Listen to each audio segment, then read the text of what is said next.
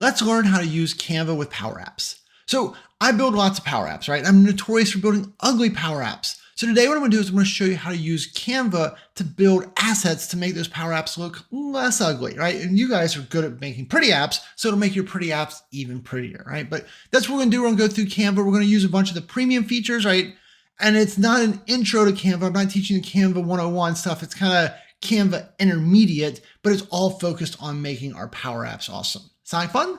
Then let's switch over to my desktop and take a look. All right, so a lot of times what I want to do is I want to make a splashy home screen, or that's what you guys want. You want a home screen that has a little bit of flair to it. You don't just like the flat white screen with, a logo and a button.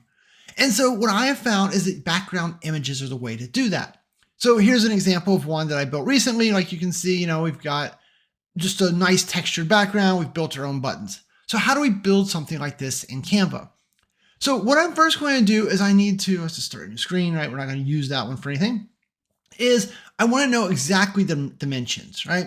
So if you can throw a label on the screen real quick here, you can say something like parent.width. So the screen is 1366 wide. And if you then do another label and then set that to parent.height, we get 768, right? So that's the size of the screen. Remember when you're making all these pretty assets, that, it's real easy to make assets that are giant, 10,000 pixels by 10,000 pixels, which will really weigh down your app. So you always want to make any images that you're creating the exact size that you need, or as close as possible to, minimize the amount of extra pixels that you're carrying and loading every time somebody opens your Power App.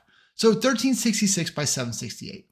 So if we jump over here to Canva, what we're going to do is we're going to go over here and we're going to click on custom size. And so we're going to go here and you can see I've done it before, 1366 by 768, but you just fill it in up there, or I can just click on it there. And so this gives us a white screen here that is the same size as our Power App screen. So when we build the asset, it'll be set. Let's say that we're going to do a asset management app, right?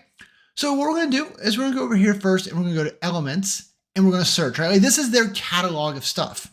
And so let's try exactly asset management right there. Now it's going to bring back things as graphics or photos. So it just depends on what you're looking for, what design works for you. A lot of times I like photos. So if we kind of go, like I can start to flip through these, different ones. Do I like any of these? So I'm always drawn to orange and I like the colors here, right? Now you notice it says Pro. Remember that I am using a Canva Pro subscription. It's like $10 or $15 a month, depending on, or maybe your company has one, but it is so worth it, right? Because I'm going to use a lot of Pro assets here. So you pull that over here and then you're just going to right click on this thing and you say, hey, I want to set images background. That will then make it take up the whole background. I could have stretched it myself, but that makes it easier to work with when you start adding other stuff because you can't grab it accidentally. Looking at this, I'm like, hey, this whole asset management, actually, we call it inventory management here. So I want to change this. Now, I could try to cover this up and build on top of it, but one of the great features of Canva today is their magic features, right? Like they've got some really cool AI stuff. And so if we click on this picture here, I'm going to say edit. And over here on the right, we've now got all these different pieces. And so what we're going to do is we're going to say, I want to use magic eraser. So I'm going to click on magic eraser. It's going to load us in here. I'm going to adjust my brush size to be a little bit bigger. And now we're going to kind of just go through here and we're going to cover the words management, right? Make sure we hit all the pieces a little bit there, like that, right? And let's say erase. And look at that. After 5 or so seconds, it's gone, okay? So now we've cleared it out. And this happens a lot when I use their stock photos. I want to edit some piece of it. I wanted that to be blank because I wanted to say inventory management. So now we're going to go over here to text. We're going to add a heading. We're going to type out inventory management, okay? And then now I'm going to click off, click in so I can kind of grab it. And now we're going to take this thing and we're kind of drag it and just make it bigger. So it's automatically resizing the font for me. Now, obviously right now that looks very much like it is just something I threw on there, but with a little bit of rotation here, it actually kind of feels like it fits in a little bit. I feel like it's a little too big. We'll make it just slightly smaller and move it over a little bit, right? This is where having an eye for design, which I don't have, but you probably do, will come into play, right? So that looks better, still kind of sticks out. So then now what I'm going to do is I'm going to click on this and I'm going to select all the, Control Z. So I'm going to put it back where it was. There we go. All right, we're going to select all the text and we'll go up here. We're going to click on the text color and then we're going to hit the plus. And so we could either put in the code if we knew what it was. I don't know what the code is, but I'm going to just say pick a color from the design. And now if we go down here, I can put my cursor over this blue color because that's the main color of the image. Click on that. And now we've got bingo, bango, right? And so all of a sudden now, that doesn't look like something Shane did. Like that looks like that was always there. It looks like it's part of the picture. And now I've made it a little bit better, right? So editing images in this way, using your magic eraser and then putting in what you want is great, right? Remember, there is a whole bunch of fonts. I'm going to leave it here, but like sometimes I get real specific and I want a specific font. Like I would go through all those hoops. We're not going to do that now, but that is all there. You've got lots of different things to edit this, but at the end of the day, I just needed it to look like, it kind of went, and it does now. All right, so now let's say we want to add a company logo. So if I go over here to my uploads, I've uploaded one before, right? So if we go to PowerApps 911 and hit enter, the search isn't working to hit enter, which I find weird. And so there is our company logo. So if I grab this and drag it over here, right, there it is, and then we can quickly resize it. Now looking at that, I'm like, hey, that looks a little rough, right? Like I want to put it in a circle. So one of the things that they have over here in Elements is if you search for circle frame, right there, I can just click on it. What frames do is you can pull these on here, right? So now it's a circle. And then if I drag the logo in there, it automatically frames it in there, right? And now as we just resize, we've got the PowerApps 911 logo in a circle. The problem with this, you might notice, is the corners are cut off. Okay, this is one of those things that drives me bonkers. So if I go in here and like double click, I'm like, oh, I can edit this, but I can't size the image smaller than the circle. So basically there's no way to get the corners in there. I can grab it and drag it bigger, but that makes it worse, right? So that is not going to work to fix it. So there's actually no way to directly fix that. So we're going to delete this for the moment.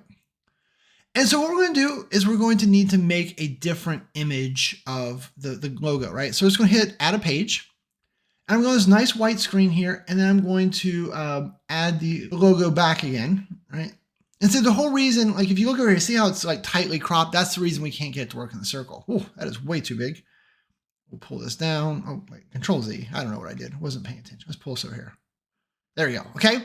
So I'm like, all right, well, that's much better. We'll shrink it a little bit, but I need more space. So all I'm going to do at this point is I'm going to use my snipping tool. So just a regular Windows snipping tool.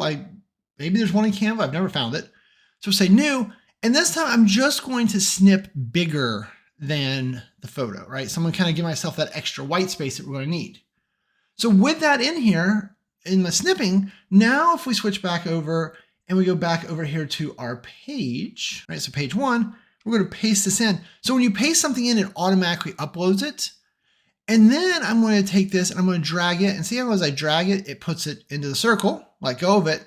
And now I can do that double click, and now we'll kind of make it a little bit bigger and kind of drag it, right? Something like that. Bingo, bango, we've now got the logo in the circle, right? So this happens to me a lot. I get really frustrated. That's why I want you to see kind of that little set of workarounds, because it drives me nuts, okay? The other one that I find really challenging, so that was adding the company logo, which is pretty straightforward. Let's say we want to add my beautiful face. I know that you're not going to add my beautiful face to all your apps, but at least one of your Power Apps should have my face, right? A lot of times, whether you're adding people's faces or a product or something, right? It's not going to matter. The process is the same. We're just going to use my ugly face because there sits a copy of my face, okay? So I'm going to grab and drag this image over here. Now, the first thing I want to do with this image once it gets in here is I'm going to click on background remover. This is something that we all have to do all the time. And look at that. I just pressed it and snappo, is that even a word? It went ahead and pulled out the background. This is a great use of the Canva experience, pulling out backgrounds of images. That is a need we all have. I used to pay people on Fiverr to do it for me with Photoshop. Now I click a button. Now I'm going to tighten it up, right? And the tightening up is just one of those personal preferences to make this easier for me. Kind of pull this here, and I'm going to throw me over here in the corner and do this, okay? So that's how you would pull like a product image or a person's image or something like that, a building, into your app. Now, one of the things that I wanted to do with this a lot of times as well is I want to put like that whole, white border around it, right? And so once again, I'm like, how do you do that? How does that work? I don't know. So what I would do is you go here, you go back to your edit screen. And so over here under effects, we've got shadows. It doesn't make sense, but it's shadows is what you're looking for, right? We always think of it as glow. And so look, under shadows, there is the glow that we were just thinking of. You put this on. Now, when you first do it, it doesn't look right. First thing you want to do is change the color typically to white. Just grab this and drag it up here. Now, you can't really see it because we're against that background. I guess we'll pull this up here so you can see it a little easier. Okay, so now you can kind of see the white. Then what you're going to do is change the blur amount to 0, All right, so see how it is now more pronounced, which is typically what you're looking for. Set the intensity to 100%, so now it's at full white, and then set the size down a little bit, and now we've got that nice white outline around your object. So like I said, people, machines, buildings, whatever you're trying to do. But that is one of those things that like the first time you try to figure out how to do it, like you pull your hair out. I spent hours learning. I just taught you in like 2 minutes, but now you know how to put those in there. Right now you put them down here and you don't see the white here, but kind of where it got a little, on top of the other colors, you see it, you've got that separation you're looking for. So there's a lot of real cool stuff over here. I'll be honest, like the rest of these effects, I don't think I've ever had to use any of them. But you should definitely flip through these. The filters also, I never use the filters. I'm not a Snapchat or Instagrammer, so I'm not a filter person. But one thing I do run into a lot of times with people's photos, or once again, any type of real photo, is we're going to need to make it look a little bit more, the color palette of what we're looking for, right? You can see here, I'm kind of grayed. So here, if we go to adjust, then what you can do is you can start to mess with the whole image, right? So I could turn the brightness up. And when you're trying to figure these out, like just drag it way up here. Like, all right, well, that was in the right direction, and then do it. Like, don't just try to be like 1, 2, 3, that's not any better. Drag it way up. Okay, that's changing what I'm looking for. Now that might be a little better. We'll add a little contrast. We'll drop some shadows out. Maybe we'll take the temperature and kind of, set the color temperature here a little bit down. Right? I'm not going to get this perfect right now because I'm not going to sit there and tweak them, but I wanted you to know that like that is a common mistake I see, is that people insert the product image, but then they don't kind of fix the color so it matches, so it really stands out. So with a little bit of the adjust there, you'll get that capability. Hey, while you're working on all this, remember, if you ever need help building apps, mentoring, you want me or someone on my team just to hop on with you one-on-one and work you out, no problem, right? Hit us up at www.powerapps911.com. We do consulting, training, mentoring, anywhere from 30 minutes to 30 years. It doesn't matter. We have options to help everyone. All right, back to the video. All right, well, let's delete my face, right? No one wants to stare at me anymore than they have to, but you got the idea there. I just thought it was a key skill that I had to struggle with. So next up, so a lot of times in these cases, I want to add a button. And so we know in PowerApps, we can add a button and do all that, but sometimes we want a pretty button, especially in these home screens. So typically what I'll do there, go back here to Elements, and what we'll do is we will search for Start Button and click on that. And so once again, you're going to get a lot of graphics and photos, different ways to do it. Typically in this case, I like the graphics if I want something I can play with. So we can do a see all here. And right there is the one that I most typically use. So we're going to use that one, but we'll throw that in and then kind of pull it down here and then resize it. So with most of the graphics, what's nice is you can drive the color. So if you're like, hey, I hate that green, great. Then look up here, we can change the different colors of, the outside, the inside, the font, all those. So I'm not going to toggle a bunch of colors here, but I wanted you to see that that was pretty doable. And the other thing that I am going to do here is we're going to go ahead and say, you know what? Actually, we're just going to leave it like that. We're going to say we want to rock with the start button. We've got this here. We're like, all right, great. This is exactly what I want for the home screen of my app. You probably want more buttons, whatever, but for right now we're good. So what I'm going to do is I'm going to go up here and we're going to say share.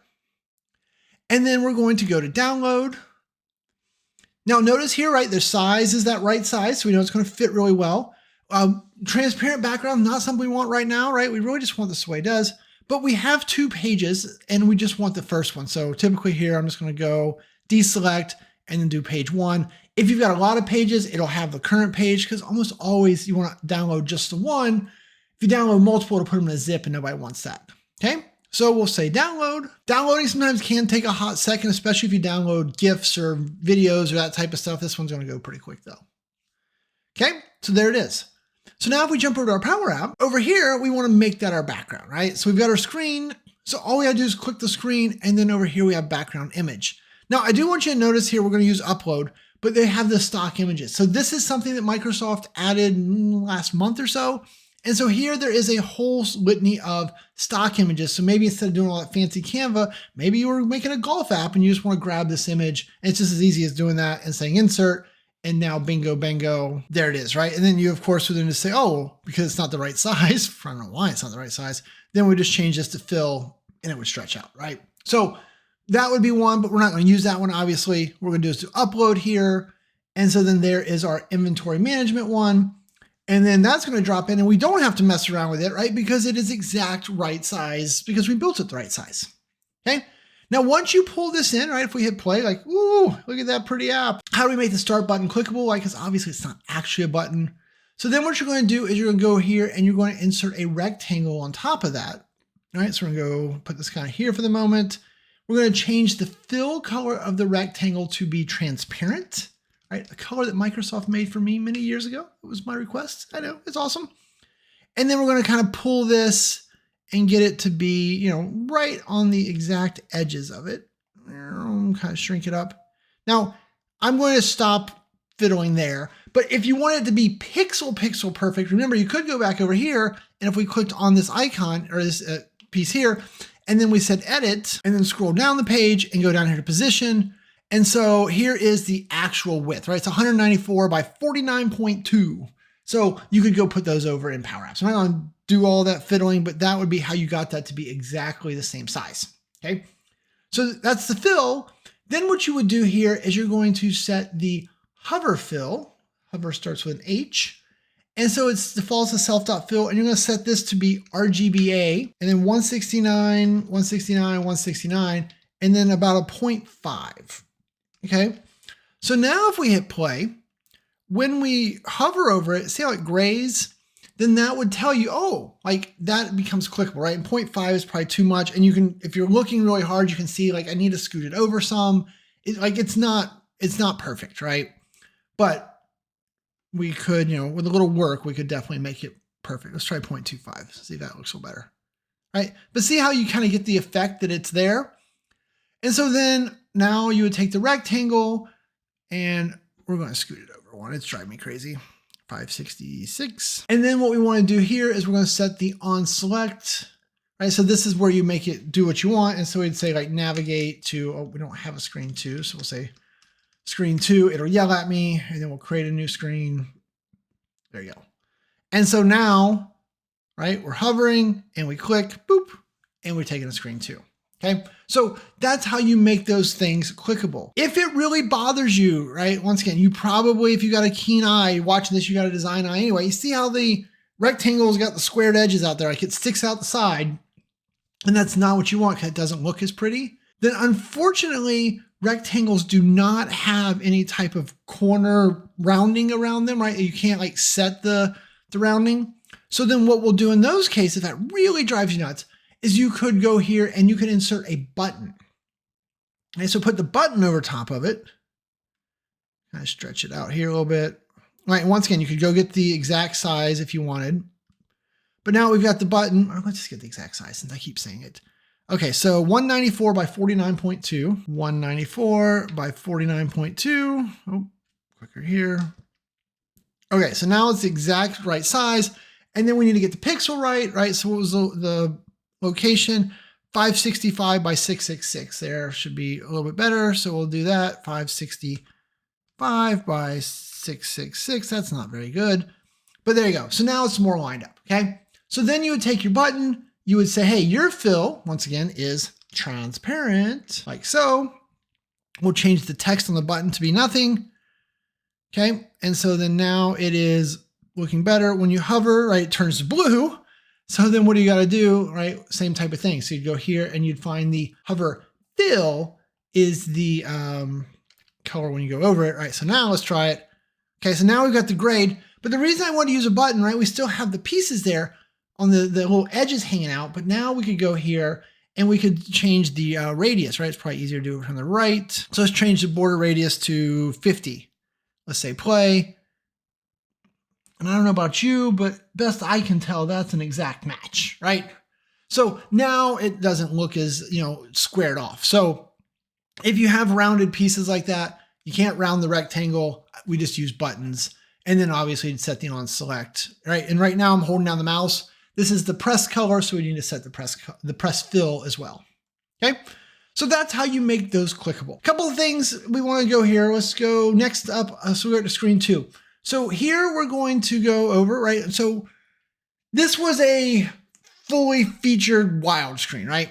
Sometimes you want softer screens. This is more my style, right? So what I'll do here, go to new screen, and I'm going to search the element, and I might say something like, how about light purple gradient? So if we click on this, once again, it's going to offer graphics, photos, all those. So we can say see all here and be like, oh, I really like this one, right? And then you would just do the same thing. You would take that, set that image as a background, and now you could use that as the background of all your screens, your apps. It's not as noisy, right? Like that would kind of fade into the back. One other one, let's show you one more thing that comes up sometimes. So sometimes I run into customers, they do want a noisy but not obtrusive background, if that makes any sense whatsoever. So you'll see it in a second, right? So several of my customers have done something like this. They've used machine gears right here. Okay, so we're going to machine gears, we're going to say see all. And it's like, I literally think I've used this picture several times. So if we grab this picture, and so then you say, hey, take that and set that as the background. But that is too much, right? That is too intense, but that's what they want. They wanted that mechanical machine texture. So what we'll do is now we can click on the image and we're gonna go here and click on transparency. And I'm just gonna take it and I'm gonna fade it out, right? So now that we've kind of faded it way, way, way down, right? See how that's much, still got the gears, the industrial look. Industrial is a word I couldn't think of a minute ago. Now it is a lot softer. So then they would take that and use it. So 3 different ways, right? We've got the full fidelity in your face, lots of colors, lots of beauty. We've got a softer gradient that kind of gives some background, or we want the, the busyness, but we want to mute the one, right? So I've seen all those rolled out. So pick what you like. So another piece of the puzzle though, is sometimes people are like, hey, okay, I love the start button there. I want to make all my buttons look like that. All right, we can do that. So what we will do in that case, right, we'll go here, we'll add a page, we'll jump back over here, I'm gonna copy this, and then I can paste this here. So then what I probably would do is I want to get rid of the word start, right? Because it's not text that I can type on. So what I'm gonna need to do is I'm gonna change the color of that text to be the green. I think it's that green. Nope, it's not that green. Let's try again. This green? Oh, sorry. Click here and then click here. There you go. So now that text is still there, but it's the same color, so you can't see it, right? Because you can't edit the text in this particular graphic. Every graphic's different, so check your one you're using, but for this one I always use, it is not changeable. So then now that I've done that though, then what I can do is I can take this and I'm going to add text to it. So we're going to go here to text again. We'll add a subheading, right? And we're just going to call this next. I don't know what button this is going to be. We'll change the color of that text to white. Oh, we got to select the text and then set the color to white. Okay. Oh, now it disappears. But now if we put it here and then we'll kind of shrink it a little bit, something like that. Pop it in the middle. Okay. So now we've got our button that we want, right? So then what you can do is you can select, I didn't learn this one until very recently. So see how I'm like kind of dragging and not selected multiple? And so now if we hit the little ellipses here, one of the things you can do is download selection. I literally didn't know this was here for like a year. So if you download selection, that is going to pull down just the next button, right?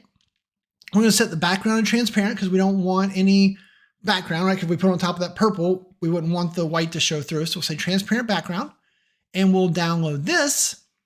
And so then now we're going to have this next button as an independent graphic, right? Perfect, just there. And so if we go back over here, so then now we would use insert under media, we'd say image, and then we'd want to say, all right, for the image, upload our cute little button here.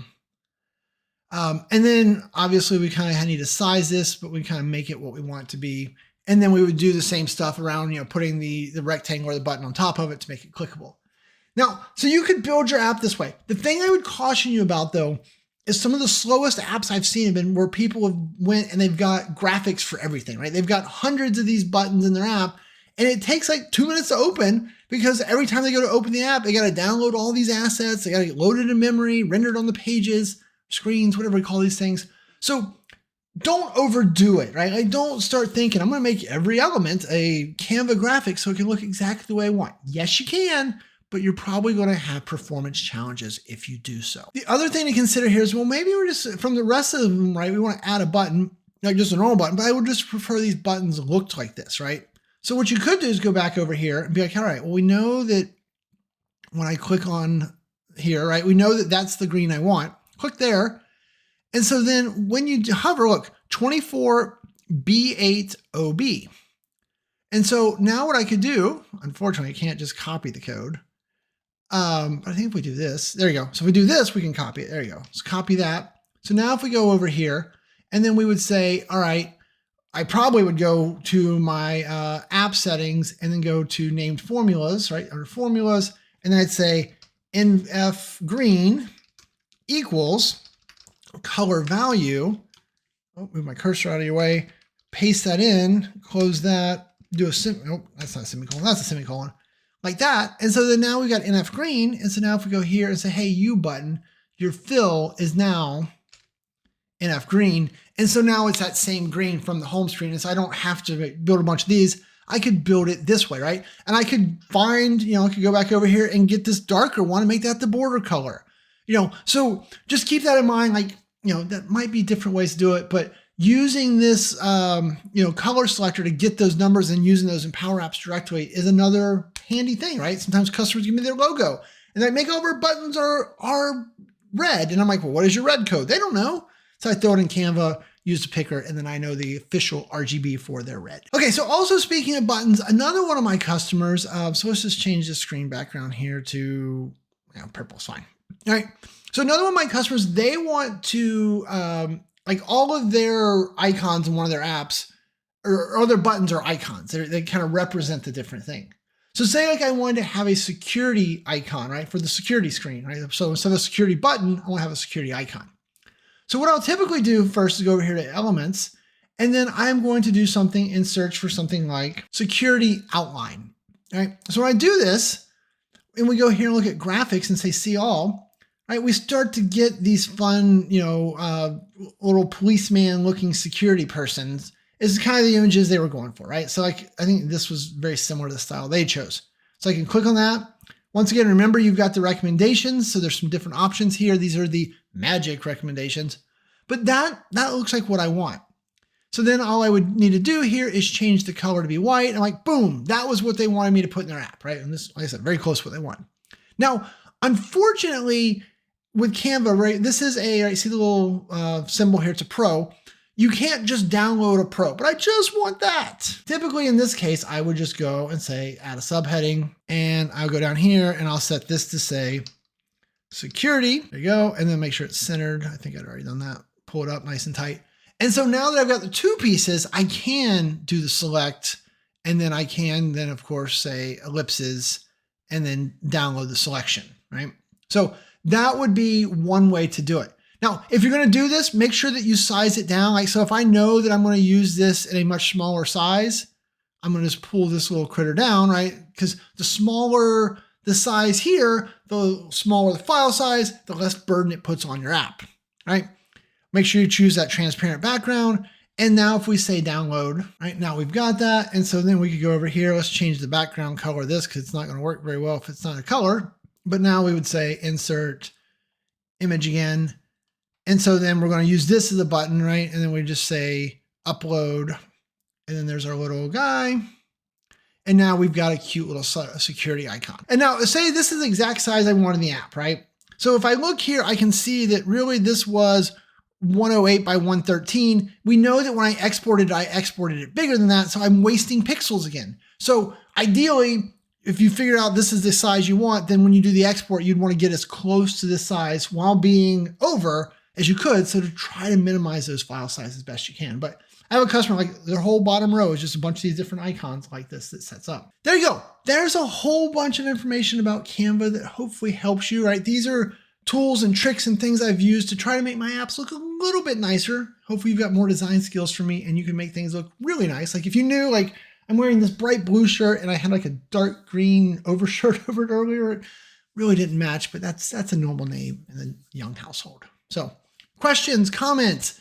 Someone's already told me they'd like me to do a Microsoft Designer version of this same video. Is that something you want? I don't know. Like, do you find this useful? Are you still watching? Are you like, Canva, who cares, Shane? You just stick to PowerApps. I don't know. Let me know down below. And with that, I'm going to say thanks and have a great day.